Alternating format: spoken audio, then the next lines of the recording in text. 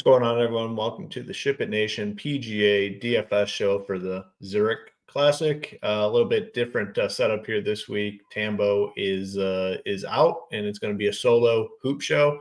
I'll kind of follow the same format. It'll be a little bit shorter than usual, obviously. You guys know Tambo.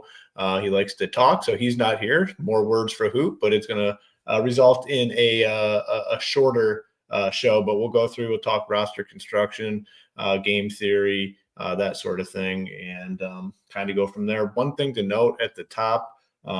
This is Wednesday afternoon. I guess there's some speculation that Billy Horschel is withdrawing. So there's some uncertainty around what Tom Hoge will end up doing. So that's one piece of information to kind of follow here leading into lock Thursday morning.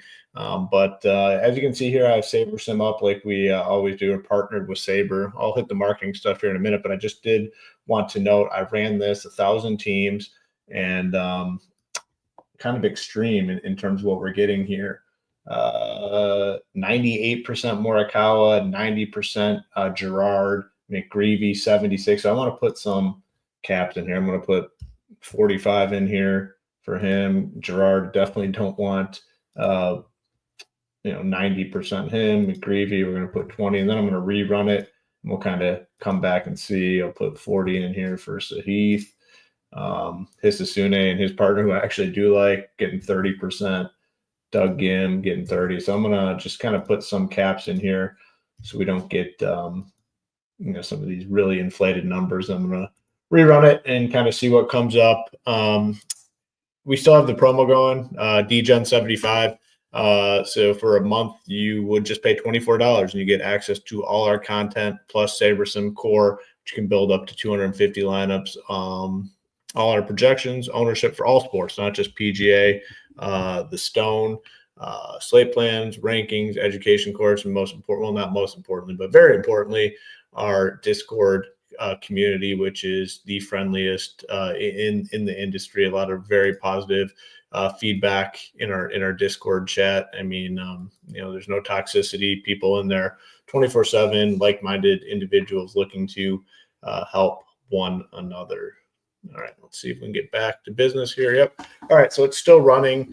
One thing that definitely stood out from the initial build was I was getting like no Rory and Shane Lowry, which I think is interesting. I mean, they're projected to be the highest owned duo, but like in order to play them, you have to really embrace some 6K guys. And you get down in the 6K range, those partnerships are very, very rough. So I think there is a chance right out of the gate where I think Rory and Shane Lowry could potentially come in lower on than a lot of places are projecting. We're showing 30, around 37%. I think that number could be a little bit lower. We'll see when it gets closer to lock out here. We're going to sort by projected score and see what we get. So we got 150 teams here. Now we're getting a lot of Laurie Cantor. We're not playing I'm not playing 70% Laurie Cantor, so we're going to cap him there. We'll put some 20s in here and see if we have enough teams to, and hopefully I don't have to rerun it. If I do have to rerun it, that's fine. Let's see, apply. Yeah, we're going to rerun it again. And that is something you should be looking to do. I know we get a lot of questions in regards to Saber. Should I rebuild? Should I just continue on? If you are putting some of these min-maxes in and you're getting the error message frequently, I always like to rebuild and then see like if it can fit, if my teams can fit into my parameters and what I'm looking to do. So I personally like to rebuild. I know some people don't, but to me, I see no issue with rebuilding. At the top, there's 4 guys in the 10K and above: Rory, Lowry, Colin Morikawa, Kitayama, Robert McIntyre, and Thomas Dietrich, and then Keith Mitchell, and drawing a blank on his partner. Who the heck's Mitchell with? Mitchell and Poston, who I do like. So in this range, like I said, I think there's a chance Rory and Shane Lowry come in a little lower owned than projected. Morikawa is interesting. He's played here, but he's played like crap. Does that deter people from him? McIntyre and Thomas Dietrich, have also played here in the past. I think they get some ownership. And then Mitchell and Poston seem like they could be a really good fit together, and Poston starting to play a little bit better. So I think there's, again, my main takeaway here is everyone's going to get a little bit, and we're showing that. 37 for the Rory team, 23 for the Morikawa team, 21 for McIntyre, 23 for Mitchell. I think all these are true, with potentially the exception of Rory and Shane Lowry. I think it could be a little closer than the gap showing. So that's definitely one thing that stands out to me at the top. Let's see what we're getting here after I reran it and put some of those caps in there. And yeah, going to end up with the same thing. It's just going to force in a lot of cheapish type guys. Eventually, we'll just let it go. And that's kind of what we're going to do now. Just let it go and kind of talk through like the sort of teams that we're getting.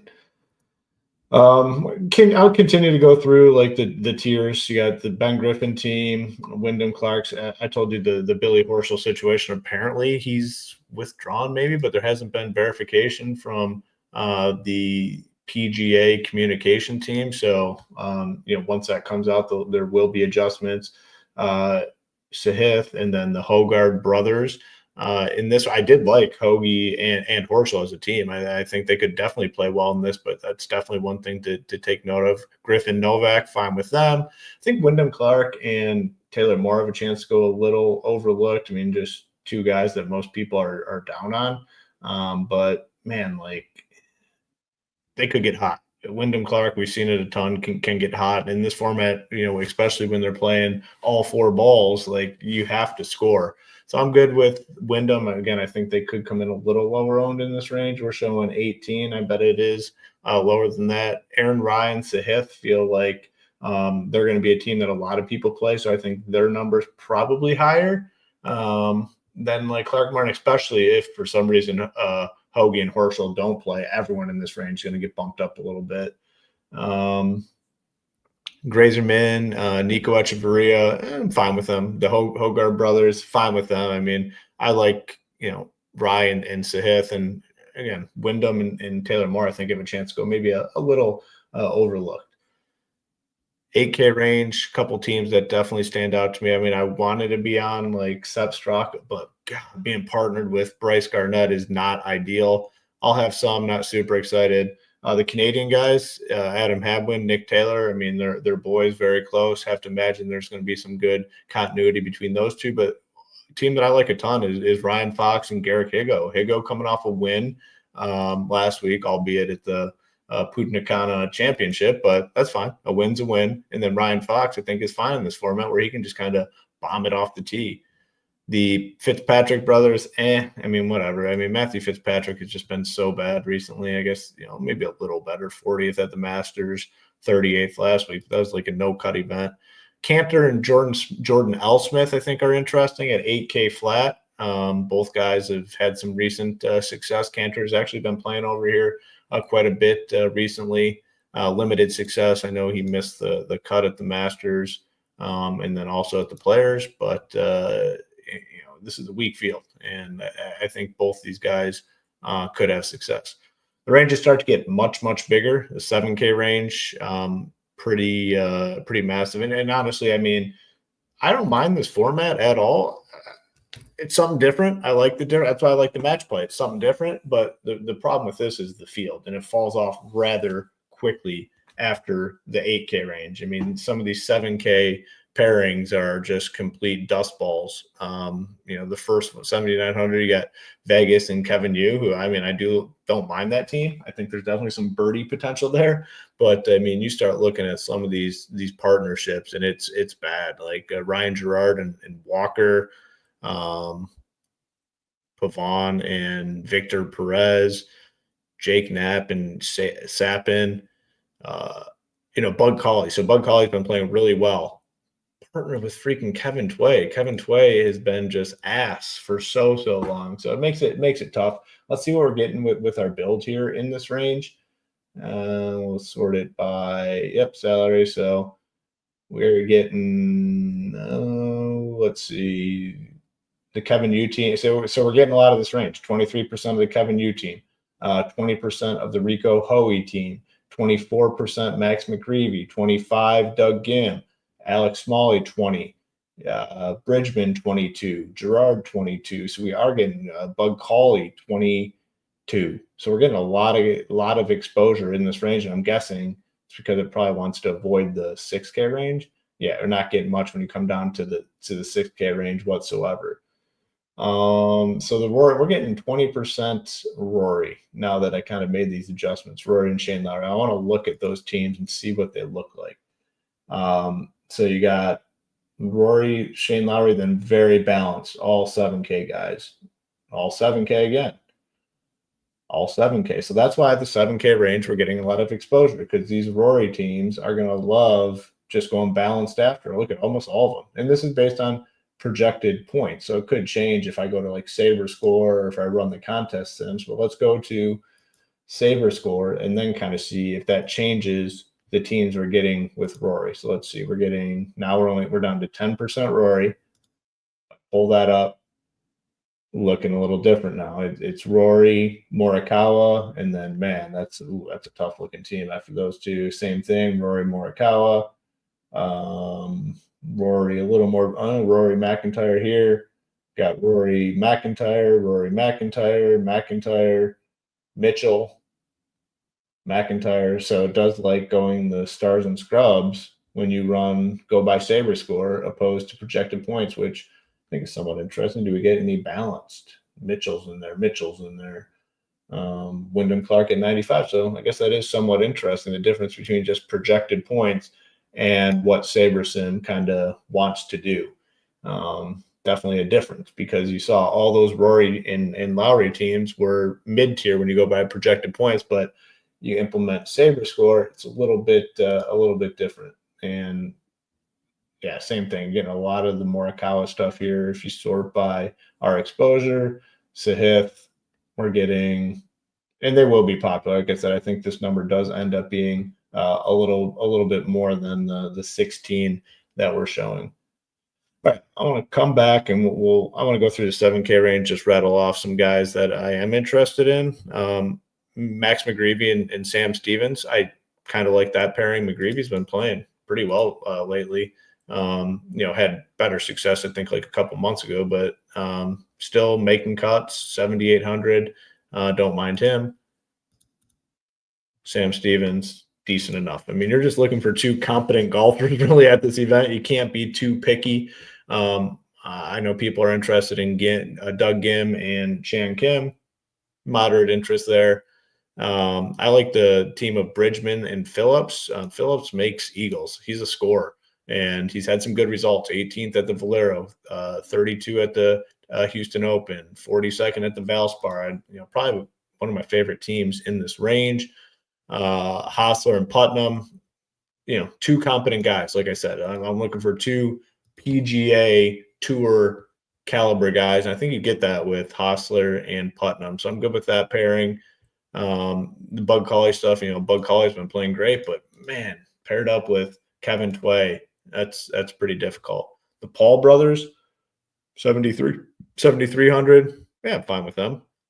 Davis Riley and Nick Hardy. Davis Riley's a guy that's been playing much better. Had the 6th at the Puerto Rico Open, 7th at Valspar. Masters, he finished 21st, tied for 21st.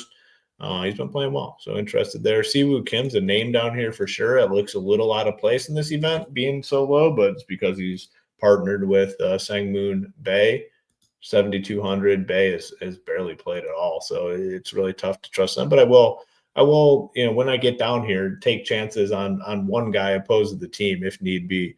Hisasune and Kanaya, I am interested there. Hisasune has been playing very well. 18th at RBC, 5th at Valero Texas Open, had a 4th at the Valspar. Again, I'll just bet on his talent. Hopefully he can carry Kanaya's ass around, and we're good to go. You get down to the 6K range, it gets really dusty really, really quick. I don't mind the Sammy Valimaki and Ben Silverman group. I mean, I kind of am always interested in Ben Silverman. Typically doesn't work out all that well, but, two guys that I think are good enough. Rosner and Ventura at 6,800. Yeah, moderate interest there. Again, if you're going to play a lot of Rory and Shane Lowry, you're going to have to trust some of these guys. Like, there's just no way around it. You're going to have to trust some of these teams. Mark Hubbard's a guy I typically like, paired with Ryan Brehm, who hasn't made a cut since November. Makes it tough, but might have to click some of these names. Eric Cole, Sam Sanders, Kazire, Ben Coles, like a little bit of interest, but man, it drives up in a hurry. And the way this is set up, like, these guys need to make birdies. You're going to have to make 10 birdies on the days where you're playing best ball or you're playing not alternate shot. When you play alternate shot, you're just trying to survive and essentially make pars and maybe pick up a couple birdies, but you got to do your scoring on the days where everyone's playing their own ball. So it does make the format somewhat interesting. Don't get comfortable because I've seen it all the time, a lot of times in this event where the guys come out and they shoot the big score, the 10 under, but then when they're playing alternate shot, they go backwards, and you got to at least stay steady. You cannot go super far backwards. That is for sure. So.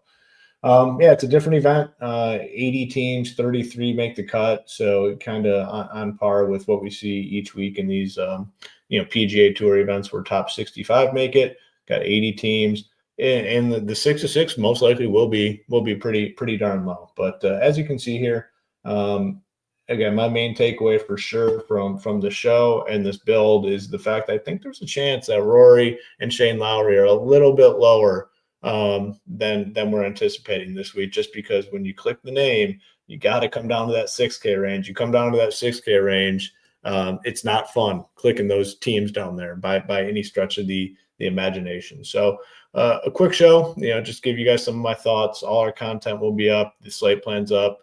Core plays are up, and projections, ownership, everything's up. We'd love to have you over at ShipItNation.com. Still got that code going. DGen75 gets you access to everything on our website. First month, $24. That does include SaberSim core package, which you can make up to 250 teams. So love to have you over at ShipItNation.com. Appreciate you guys tuning in. We'll be back next week with our regular Tuesday show. Good luck in your contest. Get those Ship It Nation logos to the top of the leaderboard. See you.